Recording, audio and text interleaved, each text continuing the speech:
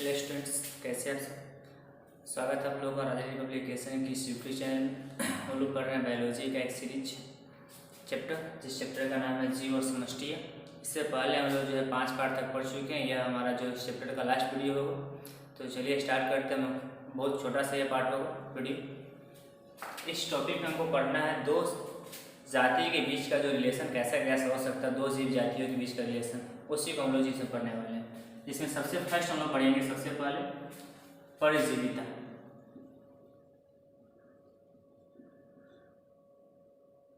इस टाइप का।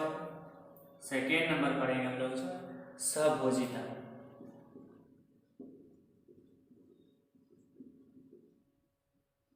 Third number पढ़ेंगे हम लोग सहोपकारिता।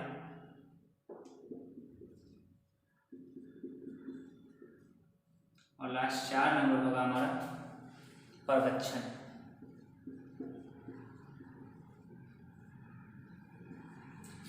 परजीविता, सहभोजिता, सहोपकारिता, परभक्षण, इसको पढ़ेंगे। यही हमारा जो है टॉपिक है लास्ट हमारा। इसको पढ़ने के बाद हमारा इस चैप्टर क्या हो जाएगा, समाप्त हो जाएगा। बहुत छोटा सा पार्ट होगा ये वीडियो, आप पूरी शुरू से तक देखिएगा, मुझे समझ में आ जाएगा।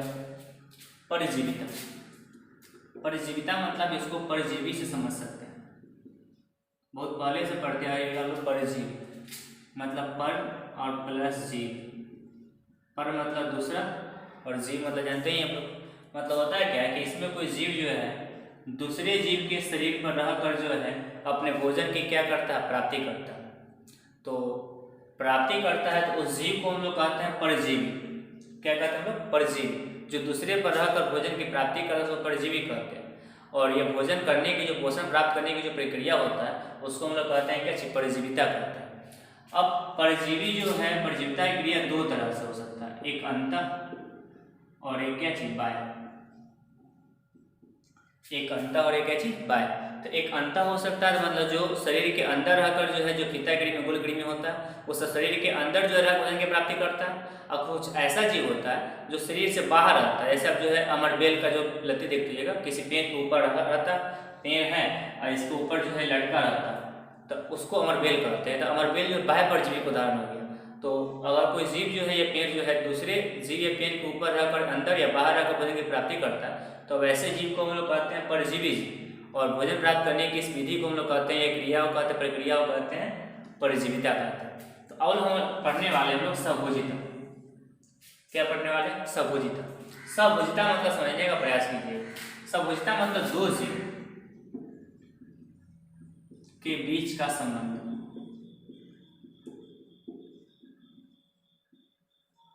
मतलब संबंध या उसके बीच होने वाले प्रक्रिया, बीच की क्रिया। होता है क्या कि सहभोजिता में जो है दो जीव होता है, दो जीव में से उसके बीच कुछ ऐसा ही क्रिया होता है जिसमें जो एक जीव को लाभ होता है, लेकिन दूसरे जीव को जो है ना कोई लाभ होता है और नहीं क्या होता है, हानि होता है। इसको मतलब एक जीव को लाभ,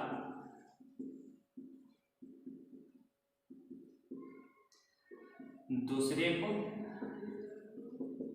न लाभ न क्या चीज, हानि।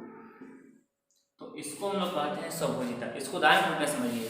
जैसे आप देखते होइएगा जो है खेत में बगुला, तो पहले बड़े जीव जो जाते हैं, जो मान लेते हैं कि यह खेत है, इसका कोई पेड़ है, यह मिट्टी है, और यह कोई बड़ा जीव है और यह कोई छोटा सा जीव है। तो यह बड़ा जीव जो है जब चल रहा होता है, मतलब घास खा रहा होता है, तो उस समय जो ऐसे करके जो मुंह से अपने पैर से जो है उसको हटाता है, झाड़ता है या ग्रहण करता है। तो उससे क्या होता है कि उस पेड़ में जो है जितना भी जो है छोटा छोटा सूक्ष्म जीव होता है, या मिट्टी में जो है जो छोटा सा गड्ढा होता है उसमें सूक्ष्म जीव निकलता है, तो सूक्ष्म जीव निकल जाता है। तो ये तो इसको खा रहा होता है बड़े पेड़। तो बगुला बाद में जो आता है, यह बगुला जो है मान लेते हैं, तो यह बगुला या मान लेते हैं कि भैंस है। तो यह बगुला जो है यह जाकर आसानी से जो है सूक्ष्म जीव को जो है ग्रहण कर लेता है। तो इसमें देख रहे हैं कि यह इसके पैर से, इसके जो है खाने से जो है अपने भोजन प्राप्त कर रहा है, इसको इस कर रहा है। लेकिन इसके ग्रहण करने के समय सूक्ष्म जीव जो निकल रहा है उसको ग्रहण कर रहा है कौन, बगुला। तो इसमें देख रहे हैं बगुला को लाभ हो रहा है, लेकिन इसको नहीं, सूक्ष्म जीव से नहीं लाभ है और नहीं क्या चीज है, हानि। तो इस तरह देख रहे हैं कि बगुला और भैंस के बीच का जो चल रहा होता है, दो जीव के बीच जो है तो घास चल रहा होता, तो ऐसा रिलेशन जिसमें एक को लाभ हो रहा है दूसरे को नहीं लाभ हो रहा और नहीं क्या हो रहा, हानि हो रहा, तो इस तरह के जो है रिलेशन को जो हम कहते हैं क्या चीज, सहभोजिता कहते हैं। तो सहभोजिता मतलब दो जीव जातियों के बीच का ऐसा संबंध जिसमें जो है एक जीव को लाभ होता है और दूसरे जीव को न तो लाभ होता और नहीं क्या होता, हानि होता, तो इस तरह संबंध को हम सहभोजिता कहते हैं। जैसे संबंध उदाहरण रूप में इसको लिख सकते हैं। अब नेक्स्ट नंबर अगला पारी है सौपकारिता। सौपकारिता मतलब कहने का अर्थ हो गया कि जिसमें दोनों जीव को लाभ होता है। दोनों जीव को क्या होता है, लाभ, मतलब दो जीव जाति के बीच का ऐसा संबंध जिसमें दोनों जीव को क्या होता है, लाभ होता है, तो उसको हम लोग कहते हैं सौपकारिता। इसको उदाहरण रूप में समझने का प्रयास करिएगा।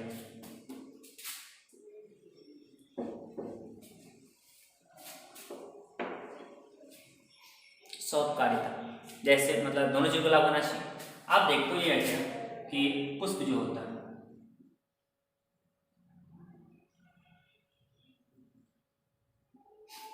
तो पुष्प में जो है इस परागकण देख पा रहे हैं, तो पुष्प को जो है परागण करने के लिए, क्या करने के लिए, परागण करने के लिए जो है अगर एक लिंगी पुष्प है तो सिर्फ यह वाला पार्ट है, और एक दूसरा पुष्प है जिसमें सिर्फ यह वाला पार्ट है, मतलब पुंग केसर है और यह वाला स्त्री केसर है। तो परागण करने के लिए इसको जो है नर युग्म की आवश्यकता होता है। तो नर युग्म की आवश्यकता होता है तो इसको कुछ जो है कीट पतंग की आवश्यकता होगा, या कहते हैं जो है परागनी जो है जो माध्यम होगा उसको आवश्यकता होगा। सूक्ष्म जीव मान लेते हैं, या कीट पतंग मान लेते हैं, या पक्षी मान लेते हैं, कुछ भी हो सकता है, छोटे छोटे जो मक्खी होते होता है। तो अब करता है क्या, मधुमक्खी भी देखते हैं, तो ये यहाँ बैठा मधुमक्खी को सूक्ष्म जीव, तो यहाँ से यह जो है मकरंद की प्राप्ति की है। किसकी प्राप्ति की, मकरंद की। इससे मकरंद लेता है और मकरंद लेने के बाद तो इस पक्षी को ऐसे सूक्ष्म जीव को जो मकरंद की प्राप्ति होगी, जो उसको भोजन की आवश्यकता है उसको प्राप्ति हो गई, तो अब यह जो वही पक्षी फिर से यहाँ पे आकर बैठेगा, तो यह वाला परागकण जो होगा, यह परागकण इसके वर्तिकाग्र पे आ जाएगा, परागकण इसके जो है वर्तिकाग्र पर आ जाएगा। तो इस परागकण का वर्तिकाग्र के साथ मिलना ही क्या कहलाता है, परागण कहलाता है। तो परागकण वर्तिकाग्र के साथ मिल गया, मतलब पुष्प को भी फायदा हुआ कि परागण क्रिया हो गई, और साथ में जो है पक्षी को भी फायदा हुआ कि उसको भोजन मिल गया मकरंद। तो इसमें देख रहे हैं कि जो दो जीव जातियों के बीच ऐसा संबंध है जिसमें जो है दोनों जीव को क्या होता है, लाभ होता है, तो इस रिलेशन को ये हम लोग कहते हैं कैसे, सहकारिता कहते हैं। जैसे उदाहरण रूप में पक्षी और पुष्प का जो संबंध को आप लिख सकते हैं। तो यह हो गया तीन टॉपिक। अब लास्ट नंबर प्रवचन। प्रवचन मतलब बड़े जीव, प्रवचन मतलब बड़े जीव, जो छोटे जीव को जो अपने भोजन रूप में क्या करता है, ग्रहण करता है, तो ग्रहण करने की प्रक्रिया को हम क्या कहते हैं, प्रवचन कहते हैं। बड़े जीव